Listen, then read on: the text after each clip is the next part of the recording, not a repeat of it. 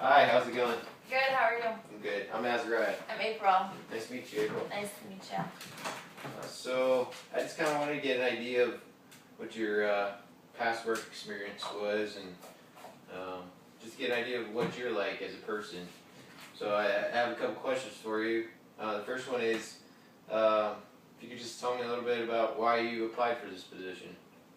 Well, I'm in school right now. I'm going to medical school, and it's just something I've always been passionate about because back in high school I took an anatomy class and we had to intern at the local hospital, and so we had to pick a field that we were most interested in, and so I chose X-ray technician because it's something out of the ordinary. It's not something you hear normally. Especially around here, you hear they're going to be a doctor or dental hygienist, but and also it's photography type stuff, and I'm really into photography, so it's kind of the best of both worlds, and I'm very determined to do my best. Where'd you go to school? For college? Yeah. At the Central Community College, and then I did my clinicals at Mary Lanning. Okay. Alright. Well, what about, I know they ask this question a lot, but what do you consider are two of your greatest strengths, if you had to pick two out? I'd have to say, like I said, I'm very determined, or I like to set goals for myself, so if I have I make a list of priorities every day, and having a list is very important, and so that helps me stay focused and stay on task and get things done. Okay. So you prioritize and you make a list. Well, what's another strength you have? I stay focused and I'm. Okay. So how do you think that'll help you in this job? Well, you're not only taking care of patients, you're making them feel comfortable, and you're also you have to focus on what you're doing to help them and make sure you get the X-ray right or ultrasound or whatever medical imagery you're taking for the radiologist. Okay, so what is your greatest weakness then? That's that was a hard one for me to decide. So you're perfect. No. I wouldn't say that, but when it comes to not dealing with people's lives and doing what's gonna help them, I'm a little bit of a perfectionist, so I like to make sure they're perfect, but I'm almost too much. And also I like to take a lot of things on at one time. So I put too much on my plate and kind of overboard myself because I work very well under pressure, and during social situations, I work faster and I work better. So I think taking too much on and being a little bit too much of a perfectionist.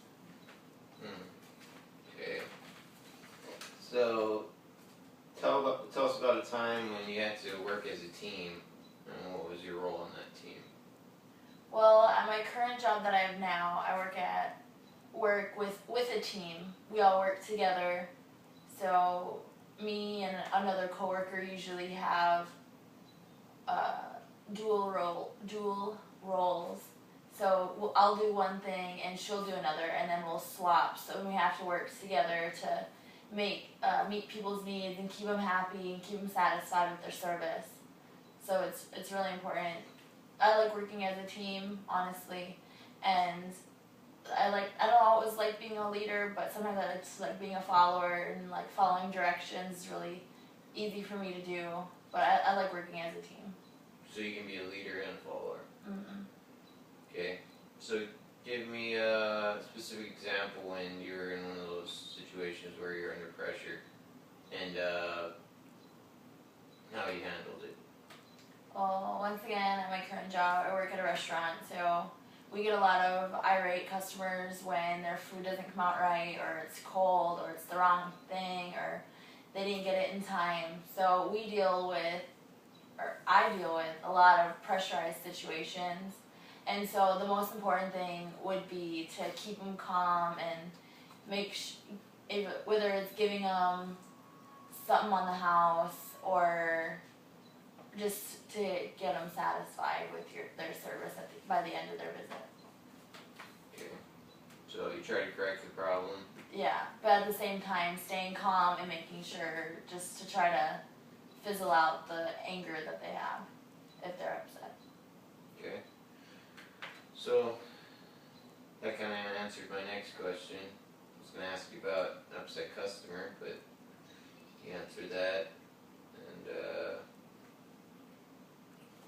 how do you think your education prepared you for your career? Well, a lot of my medical schooling really came into play when I was looking at different places to apply at, and so I have my CNA. I took that this summer, and I'm BLS and CPR certified, so that's real important. And then I took medical terminology, so I know a little bit. I have a background of medical. Terminology? Yeah. Alright. And you said you went to CCC, right? Yeah. And you trained at Mary Lanning, or you did your clinicals at Mary Lanning. So this would be your first job. I mean, this is no prior experience though. This is your first job. But I'm a quick learner, and I'm willing to learn. I'm eager to learn, and it's always I always like to follow or observe those higher up to me so I can learn from their example. Well, it's a training process, and the only way you learn is by gaining experience. If you don't have it, so Yeah. you have to gain experience. So how would you describe your ideal job? What are you looking for? Someone that's gonna test my skills that I have, my new skills that I have now from school, and also something that's I'm gonna have something new to do every day and not just be the same day in and day out. Keep me on my toes. Alright, challenge you? Yes, sir. Okay. So money doesn't have anything to do with it? Maybe a little bit. I don't know. I don't really focus on that when looking for a job. I just look for something that's gonna test my skills. And I've gotten trained in this Okay. with this field. Because we don't pay anything. It's free. For labor. Yeah. Okay. So, how do you respond when people criticize your work? Because that can happen.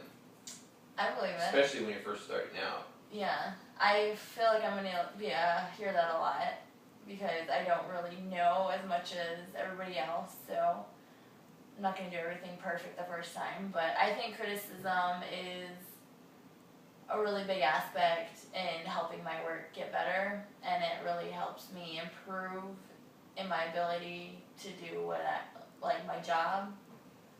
So I think it'll be good.